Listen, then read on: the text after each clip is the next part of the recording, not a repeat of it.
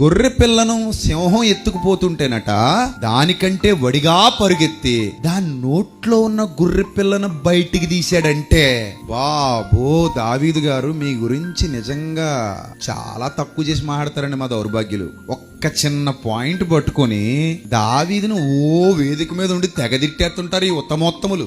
వీళ్ళ క్రింద నలుపు చూస్తే దావీదు కాలి గోటికి సరిపోడు ఒక్కొక్కడును. దావీదుని తిట్టేస్తారు. దౌర్భాగ్యులారా, దావీదు నడిచేలేని నేల మీద కూడా నడిచే అధికారం ఉండదురా మీకు.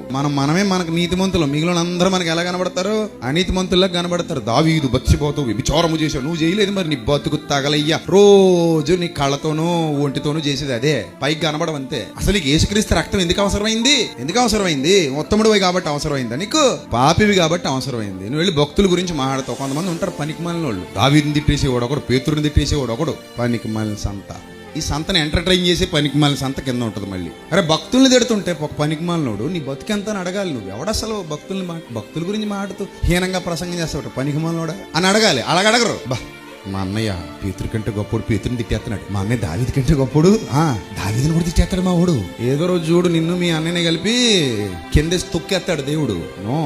మహాత్ములను ఏం చేయకూడదట, దూషించకూడదు. వాళ్ళ మహాత్ములు వాళ్ళు మనకి ఒక చిన్న తప్పు చేశాడు కాబట్టి ఒక అతని జీవితకాలం అంతా తిప్పితే ఎన్ని తప్పులు ఉన్నాయమ్మా దావీదు జీవితంలో? ఒక్కటే. అది దేవుడే చెప్పాడు, మళ్ళీ నేను చెప్పడం కాదు. అతని జీవితం అంతా తరచి చూస్తేనట దావీదు జీవితంలో ఎన్ని తప్పులు కనబడ్డాడు దేవుడికి. అరే నాయన, సీరియస్ గా తీసుకునేది ఒకటే ఉంది, మిగిలినవన్నీ కామన్, చిన్న చిన్నవి అందరూ చేస్తారు. సీరియస్ గా తీసుకునే పెద్ద తప్పు ఒకటే ఉంది ఆయన జీవితంలో. అది చాలా పెద్ద తప్పు. అది తప్పు కాదని అనలేదు దేవుడు, కూడా తప్పనే చెప్పాడు. కానీ దావీదు దానికి ఎంత పశ్చాత్తాపడ్డాడో, ఏడ్చాడో, కన్నీరు కార్చాడో కూడా అందులో వ్రాయించాడు. సో ఈ విషయం మీరు అర్థం చేసుకోవాలి.